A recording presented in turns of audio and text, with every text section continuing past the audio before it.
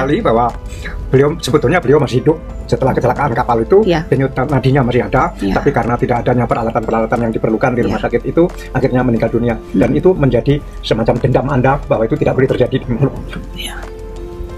Saya sudah keliling Maluku Utara, saya bisa menghayati sulitnya medan di sana, sulitnya juga bagaimana persebaran penduduk.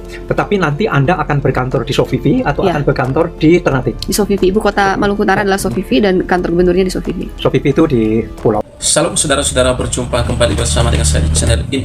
Bagaimana kabar kita semua? Kiranya kabar kita selalu baik-baik saja dan terus diberkati oleh Tuhan Yesus Kristus. Amin. Viral di sosial media, bagaimana ketika seorang Shirley menang jadi gubernur Maluku Utara, saudara, ada beberapa oknum yang menolak Shirley sebagai gubernur dengan mengatakan berbagai alasan. Tetapi di media sosial kita melihat bahwa ternyata Shirley ditolak karena agama Kristen. Saudara-saudara, saya katakan orang-orang yang menolak beliau adalah orang-orang yang pasti akan menyesal. Sebab kita tahu beliau adalah orang yang sangat luar biasa. Selain daripada luar biasa dalam pengetahuan dan pengalaman, beliau juga luar biasa dalam hal pengikutannya kepada Tuhan. Sehingga dalam kemenangannya ini beliau punya visi dan misi untuk mensejahterakan masyarakat. Sangat luar biasa. Seperti apa cuplikan? Langsung kita simak cuplikan berikut ini. Yang terjadi di Bobong hari itu kan tiba-tiba suami meninggal, seorang Benny Laos. Saya punya bayangan yang besar tentang seorang Benny Laos, masa depan dan semuanya. Bayangan yang saya bayangkan tiba-tiba runtuh seketika, dan saya tidak percaya. Saya merasa tidak mungkin seorang Benny Laos meninggal di tempat seperti itu, di rumah sakit yang tidak ada apa-apanya. Padahal beliau begitu peduli dengan orang, mengirimkan masyarakat Morotai yang sakit sampai ke Jakarta, bikin rumah sakit salah satu terbesar di Maluku Utara. Saya nggak bisa menerima bahwa seorang Benny Laos pergi begitu saja. Dan kemudian saya melihat sendiri bagaimana saya kehilangan suami karena pelayanan rumah sakit dan sarana prasarananya yang tidak memadai. Saya sendiri menjadi korban, merasakan luka bakar tanpa painkiller selama hampir 24 jam. Dan saya tidak mau itu terjadi untuk rakyat Maluku Utara lagi. Karena saya merasakan dan saya sadar bahwa hal seperti itu sebenarnya terjadi untuk masyarakat di kepulauan hampir setiap hari. Hanya saja mereka tidak tahu harus menyuarakan kepada siapa. Dan tadi disebut-sebut Morotai itu Pak Benny, suami Shirley ini dulu menjadi bupati Morotai, kemudian sangat dicintai rakyat di sana dan melakukan berbagai terobosan, dan itulah sebetulnya ya Pak Benny pengen seperti itu di seluruh Maluku Utara. Ada perubahan yang besar. Cita-cita awal seperti itu, karena waktu beliau dulu sakit nggak bisa berobat, nggak ada duit. Jadi ketika beliau menjadi rumah sakit yang tipe D dibikin jadi tipe C, yang kecil. Rumah sakit kita tuh lahannya sekitar 8 hektar, bahkan kita bisa bekerja sama dengan harapan kita bahkan sekarang ada MRI, dan di pulau kita punya sejauh Morotai. di pulau kita punya semua dokter spesialis, kita punya alat yang sangat canggih. Dan kemudian seorang Benny Laos meninggal di tempat yang nggak ada apa-apanya tuh. Jadi ironis sekali bahwa beliau masih hidup setelah kecelakaan kapal itu, denyut nadinya masih ada, tapi karena tidak adanya peralatan-peralatan yang diperlukan di rumah sakit itu, akhirnya meninggal dunia. Dan itu menjadi semacam dendam Anda bahwa itu tidak boleh terjadi di Maluku. Saya sudah keliling Maluku Utara, saya bisa menghayati sulitnya medan di sana, sulitnya juga bagaimana persebaran penduduk. Tetapi nanti Anda akan berkantor di Sovivi atau akan berkantor di Ternate? Di Sovivi, ibu kota Maluku Utara adalah Sovivi dan kantor gubernurnya di Sovivi. Sovivi itu di pulau terbesar di sana, di Halmahera. Di Halmahera, Pulau Halmahera. Dan dijangkau dari Ternate kira-kira 2 jam. Kalau naik speed sekitar 45 menit, kalau naik ferry sekitar 1 jaman. Jadi nanti berkantor di Sovivi, dan program apa yang kita punya banyak program lanjutan dari almarhum. Ada 9 program unggulan, tapi saya selalu bilang saya akan prioritaskan dalam waktu dekat adalah pendidikan dan kesehatan gratis, layak, dan terjangkau. Pendidikan dan kesehatan gratis? Iya.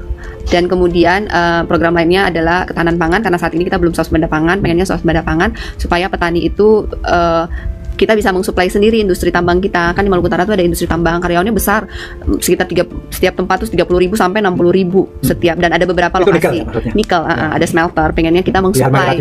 Ada Halmahera Timur, Halmahera Tengah, Halmahera Utara. Nah, pengennya tuh suplainya tuh dari lokal.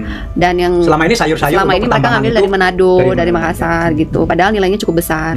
Dan salah satunya juga kita beri nama Transkiraha, karena ada beberapa, kayak contoh kemarin Taliabu tidak ada airport. Tariabu itu tidak ada airport. Sofifi pun tidak ada airport. Kemudian ada satu pulau lagi yang sangat kaya di Halmahera Selatan itu tidak ada airport, namanya Obi. Di Obi itu tidak ada rumah sakit. Jadi kalau mereka mau pergi ke rumah sakit, mereka harus bayar speed 7 sampai 17 juta hanya untuk pergi ke rumah sakit mau sesar atau ada kecelakaan. Kalau enggak ya mati gitu. Jadi Transkiraha itu mengconnecting, karena kita kepulauan, dot-dot yang belum terkonektikan kita connectingkan. Kemudian nilai tukar rupiah, nilai tukar nelayan petani kita itu sangat rendah karena biaya transportasi yang mahal. Jadi kita mau ada subsidi transportasi darat untuk petani-petani supaya hasilnya dijual ke market itu nggak habis di ongkos, nilai tukar petaninya bisa lebih baik. Ini hebat karena suaminya dulu pengusaha, Pak Beni itu pengusaha, mulai dari sangat kecil kemudian sukses sekali.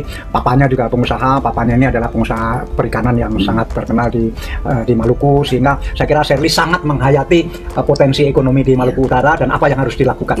Seberapa, dari mana nanti Anda akan misalnya rumah sakit, pendidikan, kan APBD Anda kan kecil sekali. Iya, APBD di Maluku Utara itu cuma 3,7 triliun, itu salah satu terkecil se-Indonesia setelah Papua. Kemarin saya pergi ke Makassar, kota Makassar aja 5,7 triliun. Kita provinsi cuma 3,7 triliun.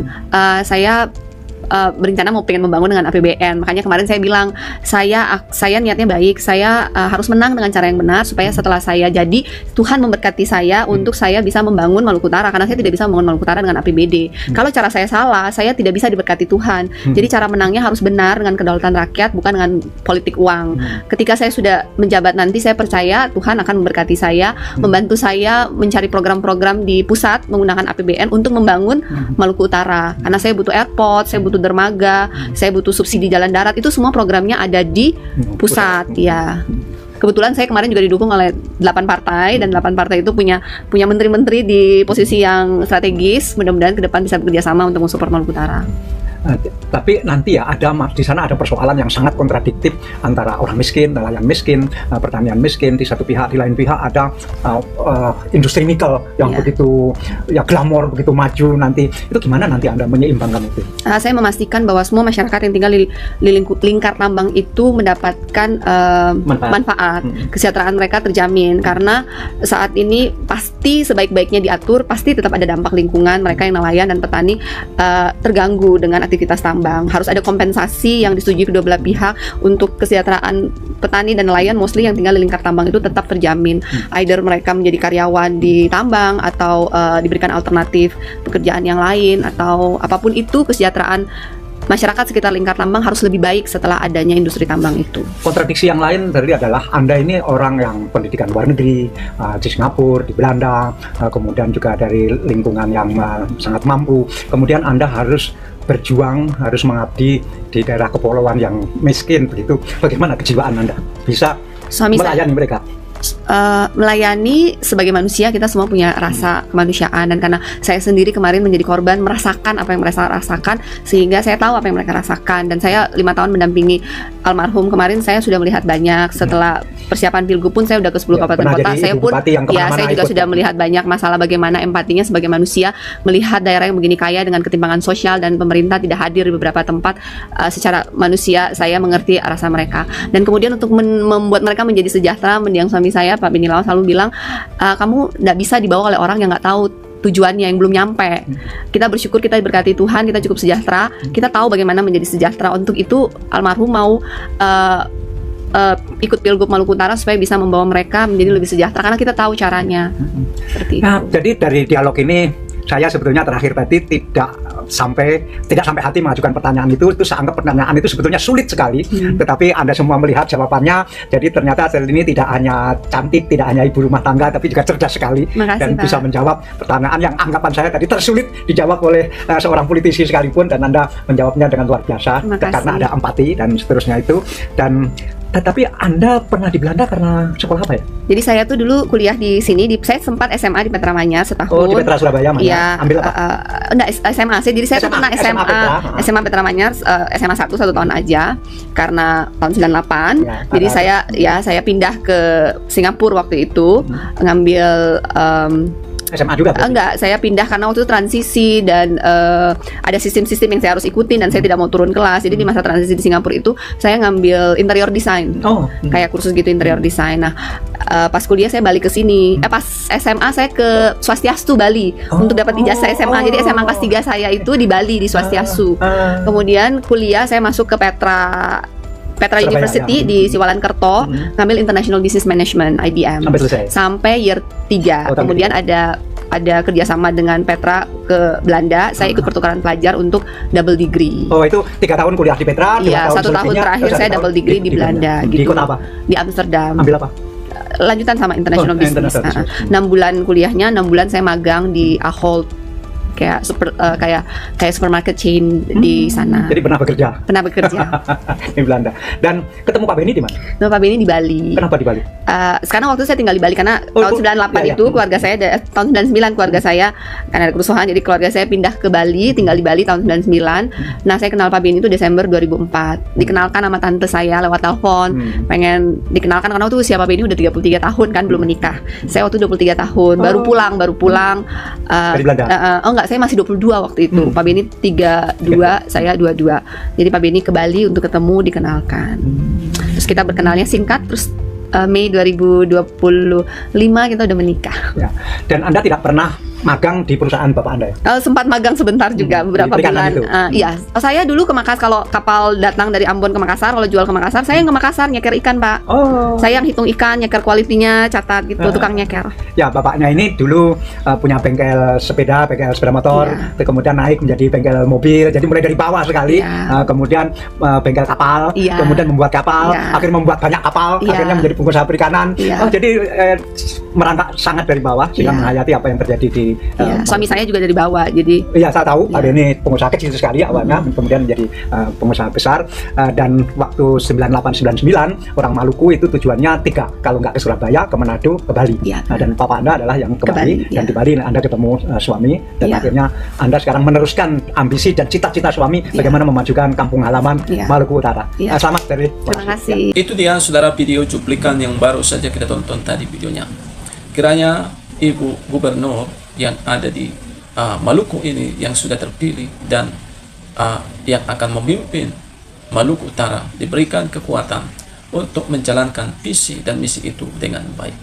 Kita sudah dengar tadi bagaimana harapan beliau untuk melakukan hal-hal yang baik bagi masyarakat yang ada di Maluku Utara. Bagaimana beliau juga mau membuat suatu rumah sakit yang mana di dalamnya punya alat-alat yang canggih. Beliau tidak mau terulang apa yang dirasakan oleh suaminya, yaitu sebagai almarhum. Saudara-saudara, ini adalah sesuatu hal yang perlu kita dukung.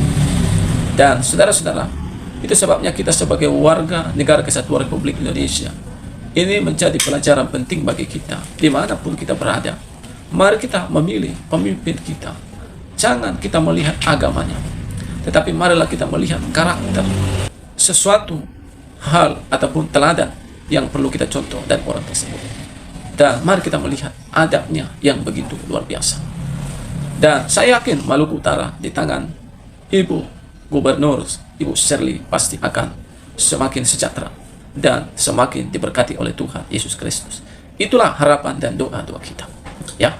Dan kiranya juga masyarakat yang ada di sana terus mendukung dan mendoakan beliau, mensupport beliau dalam memimpin Maluku Utara.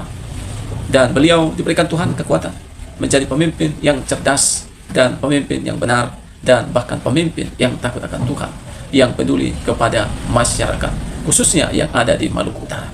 Nah, teman-teman, inilah video yang saya bagikan. Kiranya video ini boleh memberikan kepada kita informasi penting dan boleh memberkati kita, khususnya daerah Maluku Utara. Tuhan memberkati kita. Shalom.